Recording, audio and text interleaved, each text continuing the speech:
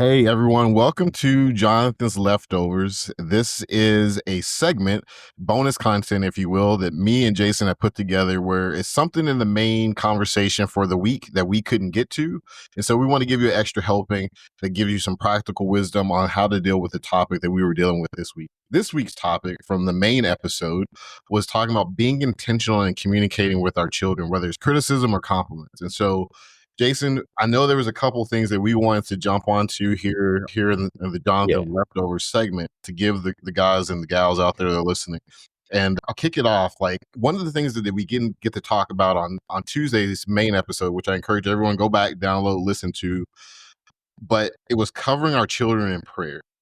And one of the most powerful examples of why that's really crystal clear good guidance for communication and how to love and to be intentional is Job. We find it in Job 1:5. He prayed over his children. That's what the Bible kind of gives us that picture. Even though they weren't in his house, he was like, they might have sinned. Lord, let me be the intercessor. Let me step in, try to do the best I can.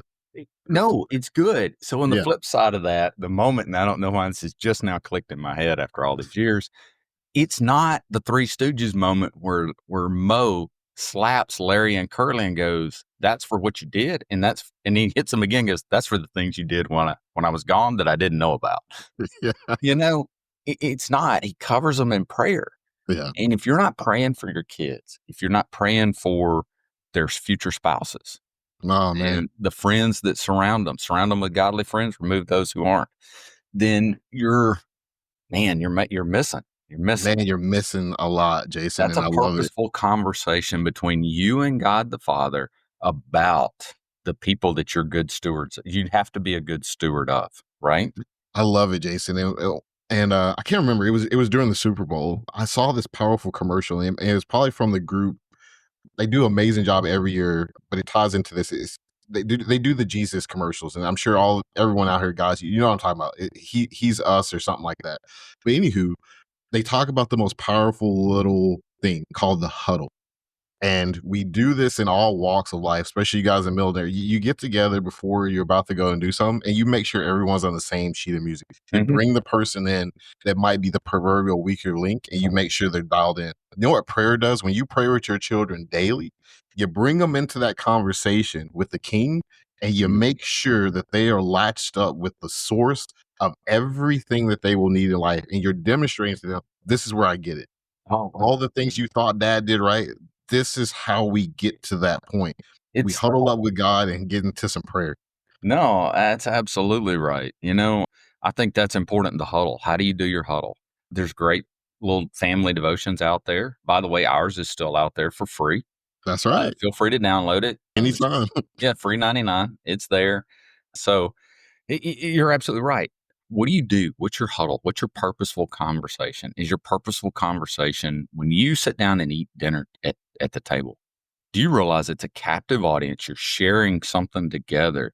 And if you really look at it from a cognizant development perspective, which is, super weird, but look, you are tying a statement to the senses of eating and all the senses that say, hey, I'm going to improve memory, right? Because it really, memory is pretty complicated. You draw in all these other things, but it could be over if you have a burnt meal, whatever. We don't have those at my house. I'm going to go ahead and tell you, my wife's a great cook, not referencing her in any way. But if you do, that's a nice disclaimer, by the way, but good. Absolutely. It's a safety disclaimer. Nope. It's great. She absolutely is wonderful. I really do. And tolerates me a lot. But you're right. It's those think about it. Jesus, the Last Supper, we talk about it. It was a purposeful conversation. Yes.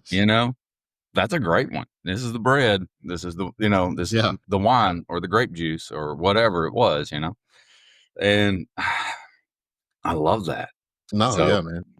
I think the other point, Jason, you started in the main episode, and I was like, man, I'm gonna lose a whole point for Jonathan's Leftovers, but it was a great point to reiterate. No matter, even if you would, it's still a great point to bring out to guys the power of grace, and most importantly, the Father's role in restoration. You are the centerpiece for restoration in your home, whether you realize that or not, guys. And here's why: because God demonstrates that time and time again.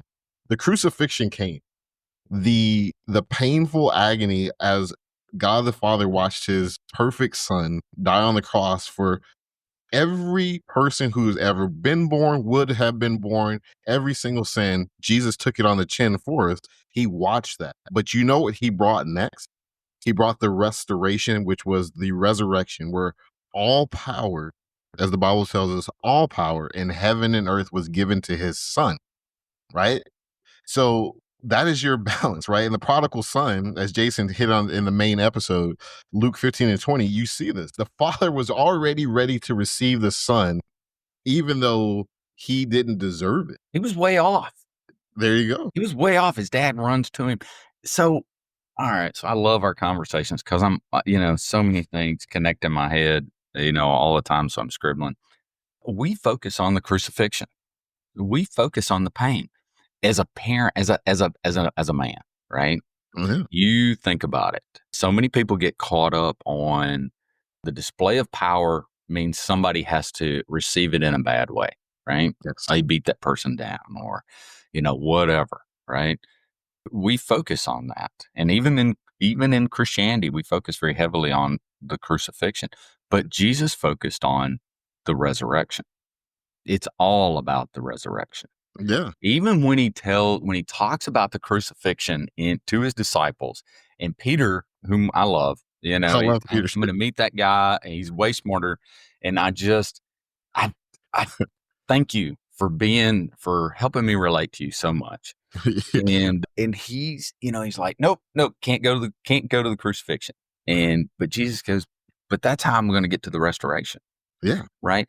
All those purposeful conversations move you to that restoration. Yes. That's what it's for. Yeah. Hey man, that wooden spoon, that correction, whatever, it's to get to the restoration. It's not just we mistake power as being, well, I just beat that down and that's it. Yeah. No. Do what I say, because I'm Yeah. I'm Do what I I'm in say. charge. And Yeah. my And it's kids like, obey me okay. because they're afraid of me and this, that, and the other. Yeah. No, I don't. I obey God because I love him and I want to have a close relationship with him. Right. Yes. Yes. So I love it, Jason. And that's the thing, you have to teach your children that mistakes don't define them. yeah. How often were we just left in limbo? And again, it doesn't matter who it was, it wasn't necessarily intentional. But if Mhm. you never go to make that closing gap between discipline and restoration, you Mhm. leave someone feeling, and if it happened in a military sense, we've all stood there and we watched someone just get it like tore out the frame. Oh, yeah. A- and it's a different world. I get it. We're not necessarily trying to build back some restoration. I'm trying to get you where you don't destroy your teammates Yeah. or other government property, right? But God does do that for us. God Yeah. offers grace. And as fathers and as husbands, as men, we are to model who? Jesus. Yeah. And Jesus always never defines us as our mistakes. He elevates, he builds, and it goes something we say in the main episode. I go back and listen to good correction, good communication. It doesn't just tear down, it builds up. You Yeah. can't just leave someone at zero. You Y- got to get them back to 100. We tell people all the time because you are more than the summation of your mistakes. Yeah. You are, right? So when we sit down and talk to our children or to those that love us, we have a super powerful voice. Is their life only about the crucifixion, only about the problem? Because they're like, oh my gosh, I've made a mistake. Will you always see me as this mistake? And the Yeah. truth is no, I see you under this grace, the same as the Father sees us, thanks to Jesus Christ, right? We got to get them to that point. Yes. And I think that's super. Yeah, I love the grace comment. Yeah, brother. So you had another point? No, Or, that was it. That was a plate full of mashed potatoes that we just gave them. all right. Well, I got something I got to share with you. Yeah, And it sure. dawned on me last night. So I was listening to Where Does God Talk to Jesus? I was Googling that up, right? Reading and reading, reading. It comes to the Mount Transfiguration. And I'm there, right?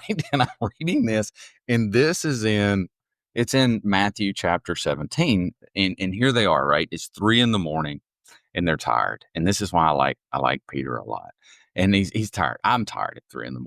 I've been up all, I've done it. I've been up for multiple days, and you're just, you're tired. Well, then it happens, and Jesus is transfigured, and it says, it uses the term that his face shined like the sun and his raiment was white as light. Well, at that point, it wakes them up. I believe wholeheartedly and I could be wrong, but it wakes them up. Yeah. And it's one of those like, oh, brother, where art thou? How's my hair? He wakes up and Peter goes, oh, this is great. Hey, glad we're here, which is typical. I would have done the same thing. I'm sure. Like, hey, I'm super glad we're here. I Yep. wasn't sleeping, Yeah. but I'm locked in. Good to go. locked in. We need to start building. We need to build a temple here, to Moses and to Elijah. But then the booming voice comes in of God the Father. It says, literally, this is my son in whom I'm proud, right? And I love that because that's a purposeful conversation. Yes. And what he does is he settles the water. Yeah. He goes, stop talking. This is not what this is about. It's about my son. Yeah.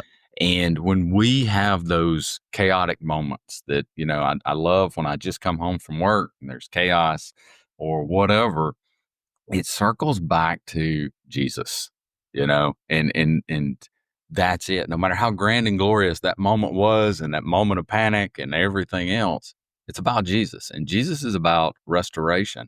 So our purposeful conversations are about that. Now, don't get me wrong, just like everybody, sometimes we got to know we've done wrong so that grace can be applied. Yeah. But real strength comes from applying the grace and getting them back on the road. I love it. Right? I love it. It's a nice time. It was a nice time, and I will say that was a nice cap to this second helping of the Jonathan Project called Jonathan's Leftovers. If you want Jason and me to come out, these are the kind of topics that we can highlight, dive into with you, your team at a men's event. Please reach out to us at thejonathanprojectpodcast@gmail.com. Again, thejonathanprojectpodcast@gmail.com.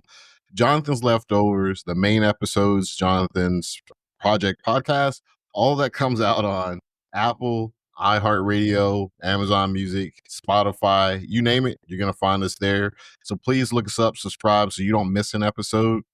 Jason, wonderful conversation. Glad we could give this bonus content to the faithful followers that are praying and listening to us out there. And I look forward to talking to you again soon. See you, buddy. All right.